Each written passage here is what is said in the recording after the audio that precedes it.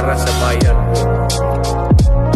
Nung siya pa ang nakaupo, ramdam natin ang kaligtasan. Pagkat dahil sa kanya, ang krimen ay nabawasan. Mga adik inorasan at sila ay pinasuko. Sa bayan kong Pinas, siya ang tunay na may puso. Ngunit ngayong tapos na ang kanyang panunungkulan. Kung tratuhin ng gobyerno ay parang salot sa lipunan. Siya'y pinagkaisahan ng mga nakaupo sa laban mo. Kasama kaming mga taga Cotabato. Ganito ba talaga ang batas sa Pilipinas? Sino pa yung nasa tama ay siya ba ang nakaposa? Puti pa yung mga adik, meron kayong malasakit. Eh paano naman yung ginahas at pinatay ng adik? Sa guna niya nakasambi ang pagkamalapad silag. Mimbaso bang imatay no tagaw ang makagilag? Araw-araw may patayan na tila babaligsahan. At ang mga mahihirap ay lalo pang nahirapan. Duterte pa rin kahit na ano man ang mangyari. Duterte ang pinakamagaling na presidente sa laban.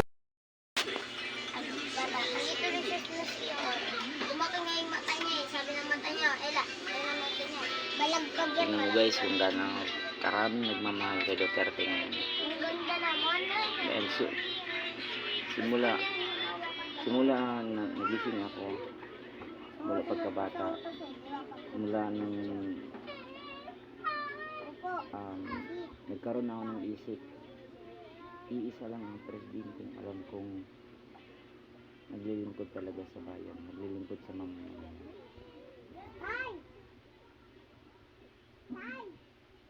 Si Duterte lang, siya lang nagmamahal sa bayan.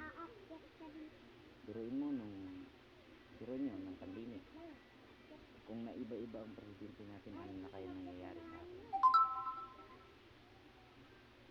Kung hindi nababawasan, kung hindi niya ipinatupad yung war on drugs, ano nangyayari ngayon? Madaming krimen nangyayari. Dahil sa kanya nabawasan niya. Dahil sa kanya tumahimik ang buong Pilipinas. Magkakaroon man ng krimen, pero hindi na ganun kalala. Hindi katulad noon na nangangamba ka maglakad. Lalo na kapag madaling araw ka, katulad sa akin, kapag madaling araw, galing sa trabaho, nangangamba ako para sa sarili ko. Pero nung umupo siya, nung ginawa niya ang lahat, tumahimik lang ang Pilipinas, maglaylo lang ang mga adik. Nawala ang pangamba ko. Ngayon, nawala na siya. Iba ang nakaupo. Ano na naman nangyari? Bumalik na naman sila. Mas lumala pa nga yata eh. Kaya Duterte pa rin ako kahit anong mangyari.